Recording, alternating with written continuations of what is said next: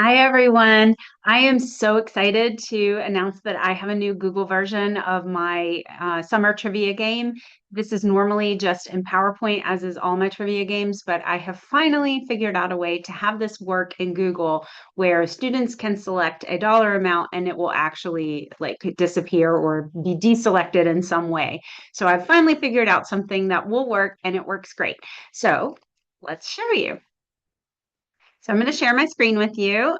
This is the summer trivia game in Google.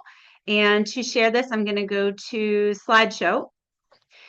These directions that I'm going to go over are actually here on the screen as well. This is a more brief version of them, but I'm going to actually show you each one and talk through it. So if you're a more visual person, here we go. So this is what students would look at when they come into the room, and this is sort of the quick directions of how to play. So we're going to click to play. And we have our trivia game here. Now, in the PowerPoint version, if a student chooses, let's say, flip-flops for 200, this is the Google version, you can still click on it and it will still work. You can still see the question. All the animations work.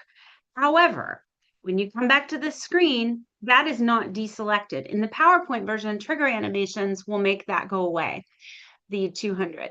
But in PowerPoint, it doesn't work that way. So what you have to do is a little bit of a workaround, but it's very easy. We're going to go down here to the corner. And when you put your mouse down here in the bottom left, you'll see these three dots. So you're going to turn on the pen. Now the pen right now you can see is sort of an orangey red color. I'm going to change it to black. You can change it to whatever color you like. I just feel like for this particular game board, black shows up very nicely. So you can see I have a pen and there's a black dot there. We're just going to mark through the category. So let's say that students chose beaches for 100. When I mark through this, I'm going to use my mouse and click it and drag. When I unclick, it will like go to the slide. So it'll click the link. You don't want to mark it all the way through to the end. You want to just mark out the number and that way it'll click. So here we go. I'm going to mark it out and release my mouse, and there is my question. So here you can see that I have a black pen. I can draw on this if I want to. It doesn't matter because when we play the game with the next class, that will not be there. It will clear all your markings when you escape. So it's very important that you not escape in the game, that you use these little navigation tools. So I'm going to click on answer and I can click see the question again. There's my dot from when I clicked answer.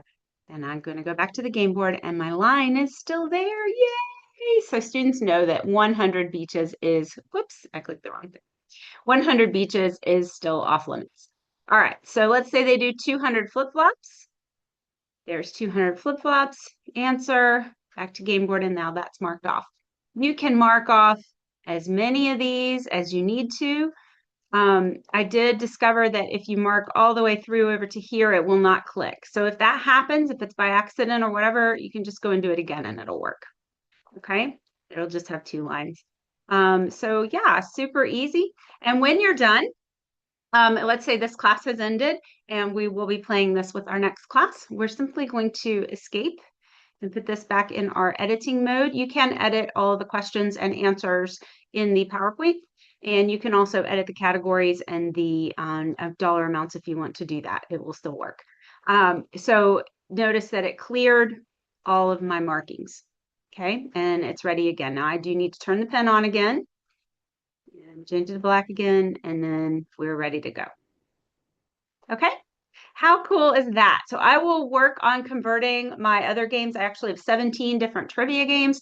And so it's not going to be something I do quickly, but I have all summer and I am going to work on this. It actually, once I figured out how to do it and what way would work best, it is not too bad to convert it. So anyway, hopefully that will help your students further enjoy the game. And if you do not have access to PowerPoint at your school, you can use Google and it's free and it works great.